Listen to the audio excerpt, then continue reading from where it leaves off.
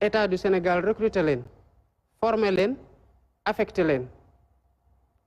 di am nag pour di leen bouger loo parce que kenn mënul nekk peine de façon statique pendant toute sa carrière ñuy dañuy évoluer en fonction de leur ancienneté de leur grade et des besoins de répartition de ce personnel-là que loolu dara gënu ko naturel mais biñ ma ko joxee depuis 1 mois maa ngi def samay enquête ànd ci ñi may war a àndal mobiliser ci service état bi yépp pour xam kan mooy kan fan la jaar lan la def pour que les nouveaux visages yi nekk ci yenn postes de responsabilité yi nga xamante ne am na ñi fa nekkoon bu ñu egsee ñu ne ah ñii ñëpp a seede nañu ne ñu jub lañu ñu indépendant lañu ñu mën seen liggéey lañ parce que quand l'homme qu'il faut il a la place qu'il faut dina def ce qu'il faut amoon nañu justice am na luñ ci am na lu ci baax am na luñ ci war a defar mais terewul que ci contexte justice boobu la ay magistrats defee loo xamante ne sénégalais yu bëri ñu ngi ko doon saluer kon même avec le système existant y a des magistrats yoo xamante ne peuple bi amal na leen reconnaissance ndax seen taxawaay mais quant à nag di xool dossier bi kii nii il faut que ma jóg fajal ko kii am léegi non c'est pas comme ça que ça marche j'essaie d'avoir des règles objectives et universelles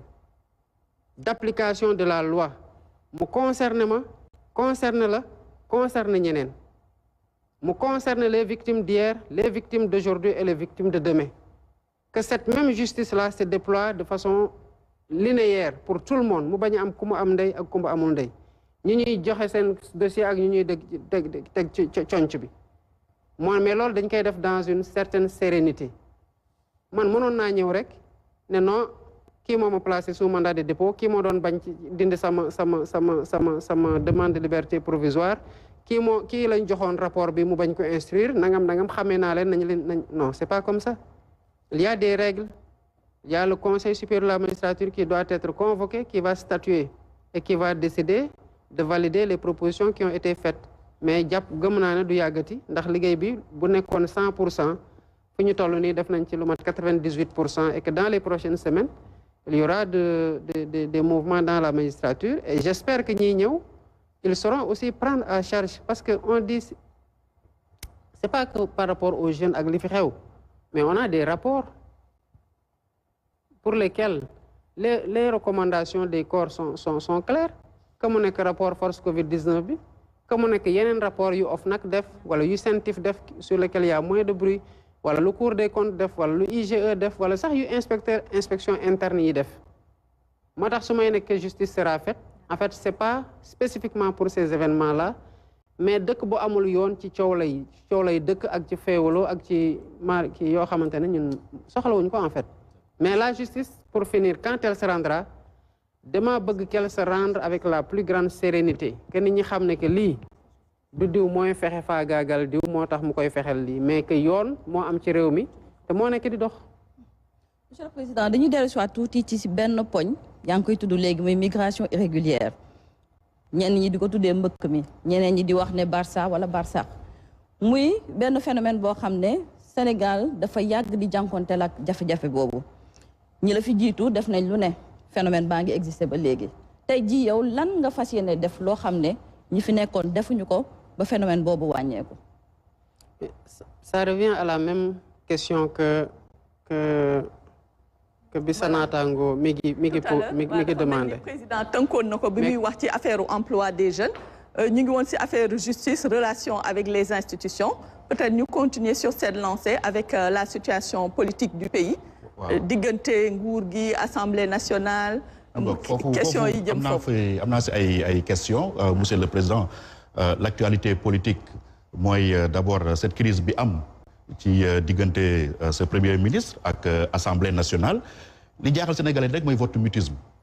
ñëpp a ngi naan waa président moom du wax du àtte xeex bi parce que en réalité bras de fer la woon boo xam ni eggoon na si niveau yoo xam ni ñu ngi doon xaar yow nga addu si lan moo waral nga maandu si wala bokk da nga waxtaan ak sa premier ministre ba xam ni moom mi ngi mënee combat boobu de manière ni nga ko bëggee wala bokk da nga jàpp ni say ñaari institution la rek da ngay toog nga arbitrer au dernier moment. beneen question bi mooy sa relation ak sa premier ministre ñu bëri dañoo jàpp ni Ousmane Sonko il vous fait un peu de l'ombre loolu est-ce que lu ngeen déggoo la que ni yow da ngay nekk dans l'ombre bàyyi ko moom mu dem jël lépp sur lui wala boog moom mooy xadaram moom moo jël initiative am di dem au front yow nga toog rek di ko seetaan lan mooy seen relation yéen ñaar.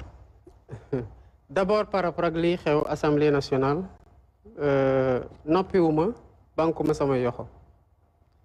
mais démarche bi ma jël du démarche boo xamante ne damay woo presse di wax ne maa ngi def lii wala ma ciy communiquer ci canaux yi may communiquer notamment conseil des ministres wala leneen li xew tamit fii la ñu fekk ñun ñëpp mënuñu changer les faits ni l'histoire bi ñuy wax ci règlement Assemblée nationale bi boobu ñun falooguñu kon problème la bi fi nekkoon avant ñuy egsi bu mu egsee parce que y a eu un changement institutionnel le premier ministre dem na ñu dindi ko ci seen règlement premier ministre ñëwaat na ñu war ko delloowaat ci seen règlement dellooguñ ko le premier ministre dès le 16 mai la bindoon ay ministre am nee leen pour ñu remonter seen données yi pour la déclaration de politique générale à l'Assemblée nationale loolu lañ bind ci circulaire bi kon kooku mu ngi ci logique ku dem def sa déclaration à l'Assemblée nationale mais bu ko benn député interpellé ne ko bu fi ñëw parce que règlement intérieur bi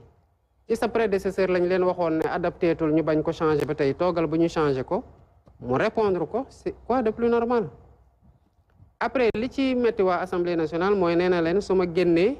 defe ko feneen day gën a am qualité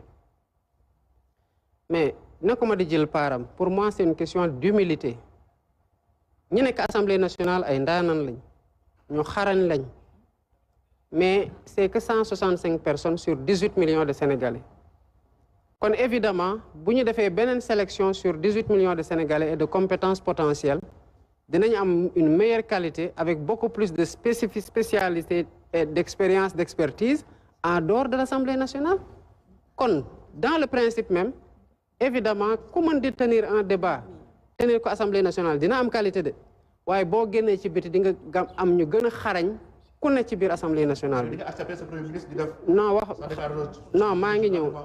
non waxuma loolu. je suis en train de dire lu métti Assemblée nationale mooy bi premier ministre nee na bu ma ko defee ci biti dina gën a am qualité ma ne gën a am qualité boobu mooy nangu na ne qualité dina am assemblée waaye ci biti lay qualité de ëpp ma ne loolu warul métti waa Assemblée nationale parce que question humilité la kese muy benn bi ci tegu mooy wax dëgg yàlla politique nag. ku ne xam na nag du raayante yenn saa yi mu am ay picc yenn am saa yi mu am ay xuloo wala am ay mbiicoo mbaalo loolu ak politique ñoo ànd waaye nag bu la nit waxee loolu mu metti la bul na man damay dem violer loi parce que le document d'orientation budgétaire bi ñu waroon discuter à l'Assemblée ministre de l'économie et des finances préparé ko ñu adopté ko en conseil des ministres mu dem Assemblée nationale toog 2 heures de temps ñu ñëw ne ko tëj nañ session bi doo fi def document débat d'orientation budgétaire bi pourtant loi organique bi dafa ne débat d'orientation budgétaire dafa war a am au plus tard le 30 juin loolu loi organique la bu nekkoon en matière finance publique c'est la constitution du Sénégal kon premier ministre wax na ma lu ma metti joxul kenn autorisation mu violer la constitution financière du Sénégal loolu erreur la mais bi ma ko déggee ba pare dama woo le président de l'Assemblée nationale mu ñëw ñu waxtaan ma ne ko mais defar leen seen règlement intérieur li ci nekkul woon parce que di ngeen ko dind woon ndax premier ministre amatul woon léegi premier ministre am na delloowaat leen ko kii ñëw def déclaration de patrimoine déclaration de politique générale am loolu jarul ñu bañ a tenir débat d'orientation budgétaire réew mi ñoo ko bokk nañ ko waxtaane bu coow nag mënta ñàkk ci politique mais bu mu ñu yóbbu ci salfaañi yoon parce que waruma mais waru leen parce que yéenay voté rek yoon woo xamante ne dafay tegu ci ñun ñëpp y compris man mii kon demal waxtaanat ak président de groupe parlementaire yëpp ngeen fexe jàpp bés ci nu mu gën a gaawee ngeen mais defaat la mise à jour du règlement intérieur parce que wax dëgg yàlla bu falsification amee du ñun ñu nekkoon majorité ñoo ko def waaye ngeen defaraat seen règlement intérieur premier ministre ñëw def la déclaration de politique générale ku ne xam na assemblée coow fa nekk bu ñëwee coow li continuer foofu parce que mënta ñàkk waxtaan nañu ci jàmm ci kaf ak ree dem na démb tenir nañu réunion décidé nañu mardi président de groupe yi dajewaat pour dem ci mise à jour règlement intérieur bi bu ko defee jàmm ne ñooy ci diggante bi parce que premier ministre dafa waxoon ne lundi lay def déclaration devant un jury populaire tamit askanu Sénégal la rek mais dama ko ne premier ministre teggil sa tànk gannaaw waxtaan ak assemblée bu ñu ne règlement intérieur bi amoon problème falsification dinañ ko defaat mise à jour nga may leen diir boobu semaine bii di ñëw incha allahu rabbi xanaa bu ñu waxtaanee mardi ci jàmm xanaa ñu laaj leen rek ci njëkk ak teranga falsification bi ñu corriger ko yow nga dem def sa déclaration de patrimoine kon man tooguma benn yoon waxtaan naa te gëm naa ne waa assemblée may nañ ñu ma ko en tout cas premier ministre may na ma ko dootul defati déclaration de politique générale populaire boobu mu ñu waxoon kon contrairement à ce que nit ñi di yaakaar liggéey naa ci li ma jàppoon ne mooy sama wàll parce que sama discours 3 juin tamit 3 avril tamit dama ne woon dama bëgg nekk un président qui est au-dessus de la mêlée dessus de la mêlée nag mooy bu problème amee da ngay xool naka ngay waxtaane ku ne ci lu mu jàppoon moom mooy dëggam pour mën a réconcilier les positions parce que en fait après tout ay sénégalais lañu rek ay mbokk lañu te Sénégal kese moo compté te wax dëgg yàlla traversé nañu ay multi yoo xamante ne tey bu ko jarul nañ ko moytu waaw politique c'est pas un long fleuve tranquille les enjeux autour de la conquête la conservation du pouvoir lu ci yàlla xam doy na du Sénégal à hauteur d'esprit isew tamit à la hauteur de notre peuple qui est un grand peuple pour yenn yi ñu def l'économie de certains débats qui peuvent se révéler inutiles bi ci des nag question aussi ci situation politique bi ba tey jëmale ci diggante président ak premier ministre bon il faut que Sénégalais xam tamit sama diggante ak premier ministre xam ngeen bu ngeen xoolee xëy na bàyyiwuñ ci xel depuis quand lañ commencé di wax que le premier ministre lorgne le fauteuil du président de la République daan ngeen dégg loolu daan ngeen fa dégg coup d'état rampant ci diggante premier ministre ak président de la République alors man mënuma fonctionner noonu bëgguma fonctionner noonu xalaatuma fonctionner noonu xam lan moo tax